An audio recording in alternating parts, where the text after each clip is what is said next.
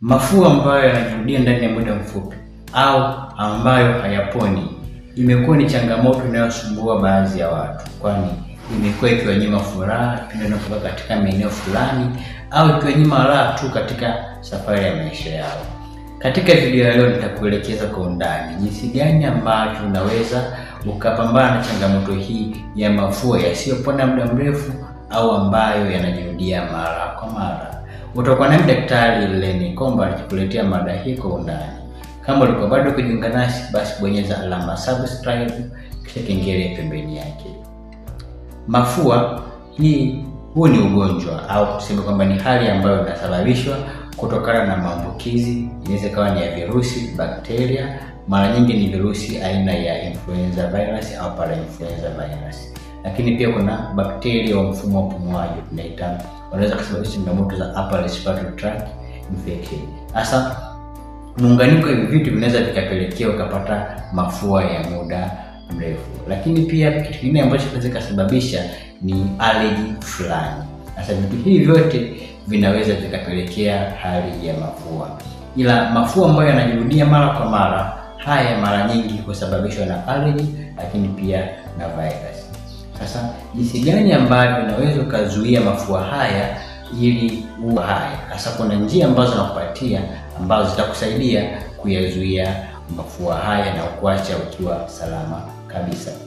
Jambo la kwanza ambalo linaweza likakusaidia kupambana na mafua haya ni kutumia dawa kikamilifu kadri ambavyo umeelekezwa na daktari. Mara nyingi dawa za mafua, ukianza kutumia dawa za mafua leo, siku ya kwanza, siku ya pili, siku ya tatu unajisikia vizuri. Wengi wamekuwa wakiacha dawa ndani ya siku ya tatu.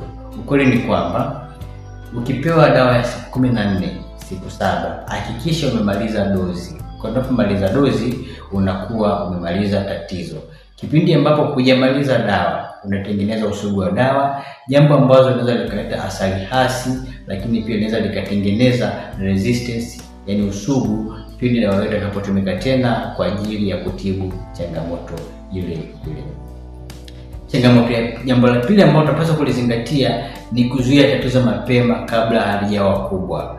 Hakikisha kama una dalili ya mafua au una changamoto ya mafua, basi pata matibabu mapema, yani mwanzoni kabisa, pindi tu yanapoanza. Hakikisha unadhibiti hali hii mapema ili isiwe kubwa. Utakapoanza na dalili fulani za mafua, basi hakikisha unapata matibabu mapema ndani ya muda mfupi. Jambo la tatu, wakati kupata matibabu, unaweza ukaongeza, tunasemaga baadhi ya bidhaa zenye antihistamine ambazo zinaweza kukusaidia kupunguza hali ya mafua. Kwanza kuna kitunguu saumu, unaweza kutumia maji ya kitunguu saumu ukakamulia puani, lakini hakikisha umefumba macho kwa sababu hali hii inaweza kusababisha changamoto zingine. Lakini pia kitunguu maji pia husaidia pia kupunguza hali ya mafua makali. Unaweza kukamulia puani ukakamulia puani, lakini pia hakikisha umefumba macho. Kitu kingine ambacho kinaweza kukusaidia kudhibiti mafua ya muda mrefu ambayo hayaponi ni kukaa mbali na allergy ambazo zinakupelekea changamoto fulani. Kwa mfano, kama changamoto yako ni perfume, basi usitumie perfume kali. Kama changamoto yako ni maua, basi usikae karibu na maua wakati wa maua yanapotoa miti inapotoa maua inakata uchavushaji. Lakini pia usikae karibu na moshi wa sigara, usikae karibu na moshi, usikae karibu na vitu vyote ambavyo vinaweza vikakuletea changamoto ya mafua ya hapa na pale. Kitu kingine ambacho unapaswa kuwa nacho ili usaidie kudhibiti haya mafua ni hakikisha utakuwa na dawa ambazo zinafanya vizuri pindi ambapo unakuwa na mafua.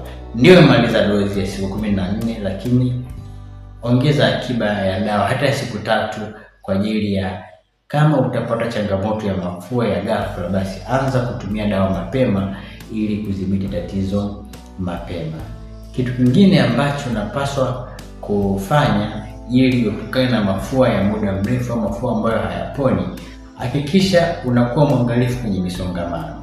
Ni ngumu sana kukwepa misongamano, lakini unapokuwa kwenye misongamano na watu ambao wana mafua, basi usitumie muda mrefu katika mazungumzo. Unaweza kumwambia bana, kama mbali kidogo au sogea kidogo, sio nyanyapaa, unamueleza kiasili, mimi nina allergy fulani. Kwa hiyo kiendelea kuzungumza muda mrefu, naweza nikapata changamoto ya kiafya ambayo ikadumu sana muda mrefu. Kwa hiyo usikae karibu na allergy. Kwa mfano mimi nina baadhi ya perfume na allergy nazo, hata kula huwa nashindwa. Kwa hiyo jitahidi unakaa mbali kidogo na allergy fulani ambazo zinaweza kukusaidia kukusababishia changamoto fulani za kiafya. Naamini mada yetu leo ilikuwa ni fupi, na naamini kuna jambo kubwa sana umejifunza kuhusu jinsi gani ambavyo unaweza kudhibiti mafua ya muda mrefu au mafua ambayo yanajirudia mara kwa mara. Kwa maelezo zaidi, lakini kama una changamoto ambayo yanajirudia, wasiliana nami kupitia namba 0767443887. Nitakupa ushauri wa kina, na kama kuna changamoto yoyote tutaweza kushauriana kwa undani kabisa. Niambie kwenye comment section jambo gani ambalo umejifunza siku ya leo, ili tupate kujifunza zaidi. Kwa nami Daktari Nikoma.